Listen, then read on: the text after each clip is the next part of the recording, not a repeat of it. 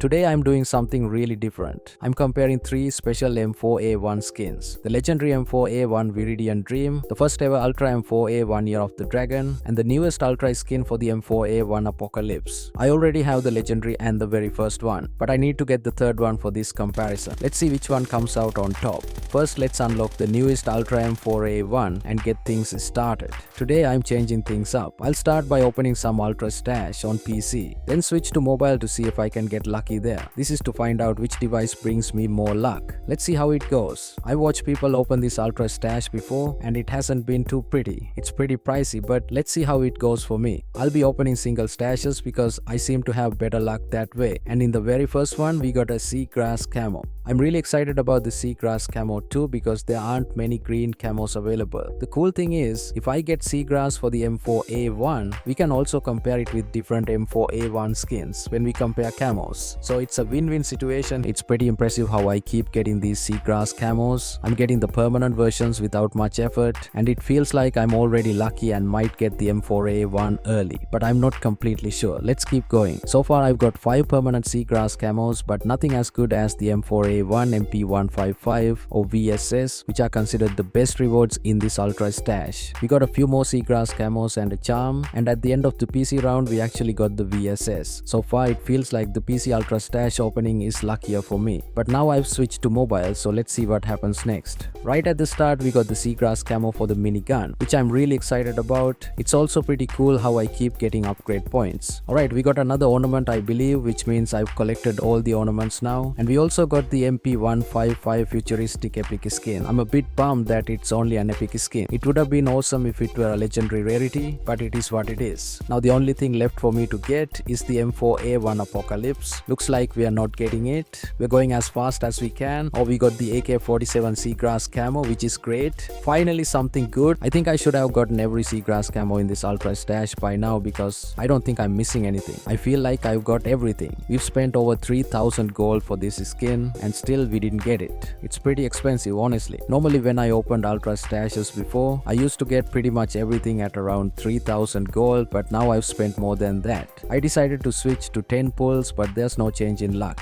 It's still the same, so I'd rather continue with the singles because I feel like that's the way to go until I feel like trying 10 pulls again. Now that I've collected all the permanent camos, I believe that's why I'm getting all the time limited ones. There's nothing left for me to collect except the M4A1. I've already spent 5000 gold and oh, we finally got it. So it took me more than 5000 gold for this M4A1 to make this comparison. Hit that like button because this was pretty expensive for a comparison video. Anyways, this skin looks sick. I think I already like it more than the other Ultra skin, but hey, I'm not the one to decide. It's you who decides. So let's head over to the comparison. So I've been thinking about what we should compare first. I think we should start with the iron sights because obviously that's what's going to be useful when you use these weapons. So on the far left, we have the legendary iron sight. In the middle, we have the M4A1 Year of the Dragon iron sight. And on the far right, we have the brand new M4A1 Apocalypse iron sight. Here's my take. I totally throw away the legendary iron sight because it's the same as the default iron sight. But these two iron sights for the Ultra skins are both amazing. One thing I'd like to highlight is that the newest Apocalypse iron sight has much more detail compared to the Year of the Dragon. But at the same time, I feel like I like the Year of the Dragon because it's just a single dot. It's so clean and very simple. But which one is the best? Well, in my opinion, I feel like the newest M4A1 Apocalypse iron sight is better because it does seem to help a little bit when it comes to controlling recoil. With it, you not only see that dot moving, you see the whole thing moving. And when you realize that your gun is going up with the recoil, I can control it better than with the Year of the Dragon.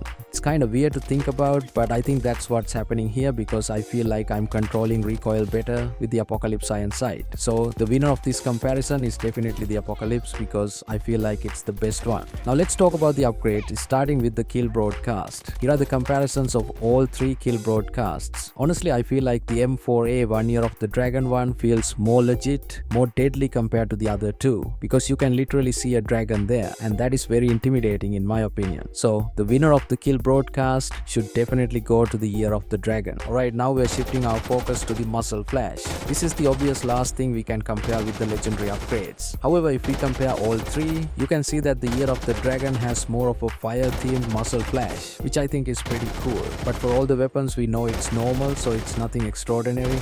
If we move on to the Apocalypse, you can see some particles moving around like glass, but it's not as big or bright as the Year of the Dragon. However, what caught my attention most is the legendary Viridian Dreams Muzzle Flash. It appears to be combined with some magic and smoke because it's not just smoke, it's like a chemical substance. And that's exactly what the name of this skin suggests too. It feels so unique compared to all these three. So when it comes to Muzzle Flash, I've got to give the win to the M4A1 Viridian Dream legendary skin because honestly, it looks better. But I'm open to your opinion. Let me know what you think in the comment section below. Now let's talk about Camos. This is going to be really interesting. When it comes to the legendary skin, you can clearly see that the Viridian color stays intact no matter what camo I equip. It just combines them together and makes a brand new color, which makes the skin look even better. And I honestly don't think you should match any color with any camo, meaning you can equip any camo you prefer and it still looks so good.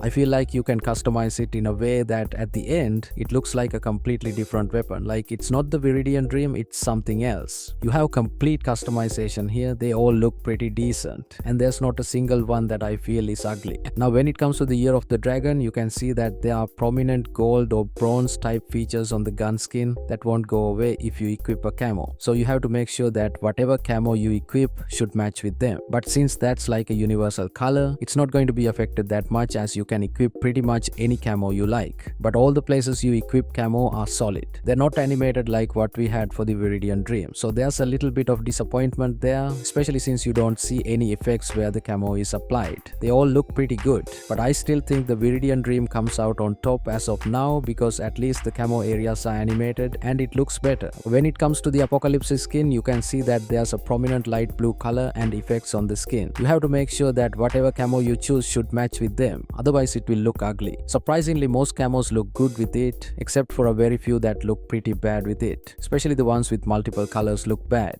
but the plain colors always look good with it. But unfortunately, when compared with all the skins, I would have to give the win to the Viridian Dream as the customization looks better in it, the animation is better and everything else is better. You don't have to make sure that any color matches with any camo. It's the amount of freedom that gives the win to the legendary skin. Alright, now that we've talked about pretty much everything, we have two more things left, the tracer ammo and the hit effect. Unfortunately for the legendary skins, we do not have these two features. So we have to completely remove the Viridian Dream from the comparison and just compare the Apocalypse and the Year of the Dragon. When it comes to tracer ammo, you can see that the Year of the Dragon one doesn't really look like a tracer, does it? Usually you should see the projectile of the tracer, but you don't actually see it here. However, the Apocalypse skin is much better in that perspective as it really looks like tracers. So I have to give the win to the Apocalypse skin. I'm moving on to the final comparison, the hit effect. The hit effect of the Year of the Dragon feels more natural, like something we would see out of a gun if you shoot at a metallic object. But what's good about the Apocalypse one is it looks futuristic and the effect is much better, much more detailed compared to the Year of the Dragon. So I've got to give the win to the Apocalypse once again here as well because I feel like it deserves it. And there you have it, we just compared the legendary and two ultra skins for the M4A1. I just gave you my opinion, but you are free to comment on what you think is the best.